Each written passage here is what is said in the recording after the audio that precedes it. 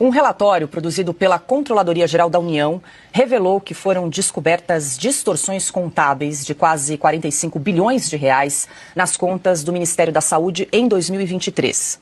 Os indícios de irregularidade foram encontrados numa auditoria determinada pelo Tribunal de Contas da União, que julga as contas do governo federal. A maior divergência verificada pela CGU nas contas da pasta comandada por Nízia Trindade, no valor de 21 bilhões e 900 milhões de reais, deve-se ao saldo incorreto na conta de estoques de medicamentos e insumos importados. O material entregue não recebia baixa nos registros do Ministério da Saúde. Além disso, foram observadas falhas no lançamento de ajustes cambiais. E por meio de nota, o Ministério da Saúde afirmou que providenciou ajustes operacionais ao longo de 2024. Adalberto Piotto, a CGU usa o termo aí distorções, mas a gente poderia dizer aí um rombo, um buraco aí na pasta do Ministério da Saúde de quase 45 bilhões de reais, e a gente vê uma nota emitida pela própria pasta e comandada pela Nízia Trindade falando em que teria providenciado ajustes operacionais desses valores que não estão batendo? Eufemismos, né? Nós estamos falando de 44 bilhões nas contas do Ministério da Saúde. O valor é esse, 44 bi, que a própria Controladoria Geral da União descobriu. Aí o Ministério responde, então vou fazer os ajustes. Por que não fez? Ou porque não tem como fazer? Ou porque isso aí é um problema muito maior do que faz prever aqui o eufemismo da CGU de chamar de distorção, ou do próprio Ministério da Saúde em falar que vou fazer ajustes, ou que vai fazer ajustes.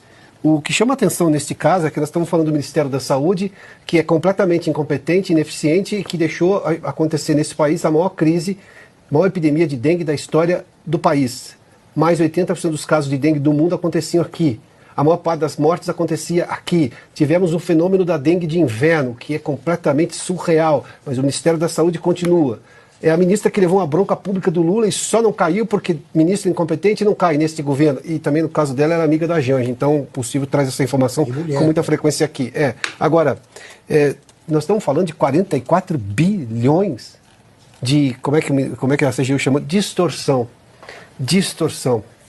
Eufemismo para cá, eufemismo para lá, mas os 44 bilhões continuam. Não tem eufemismo para 44 bilhões fora da conta. Chama logo de desvio, né? Vai para algum bolso ou conta. Pois é, deixa eu trazer aqui mais uma informação sobre esse assunto, Silvio, porque esse documento, esse relatório da CGU, ele mostra outra distorção, para usar aí a palavra que eles estão designando, uma distorção bilionária encontrada aí pela entidade referente à aquisição de vacinas e medicamentos. Segundo essa auditoria, o Ministério da Saúde registra a entrada de parte desse material numa conta classificada como doações/transferências recebidas, resultando numa distorção de 3 bilhões e meio de reais. A fiscalização observou que o recebimento desses itens dependeu de contrapartidas financeiras por parte do Ministério da Saúde em contratos administrativos para aquisição dos insumos.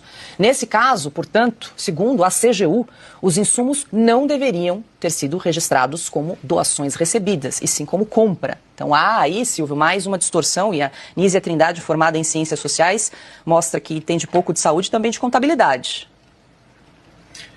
Paula, isso, tudo que você retrata, até janeiro do ano passado, janeiro de 2023, derrubava ministro no Brasil.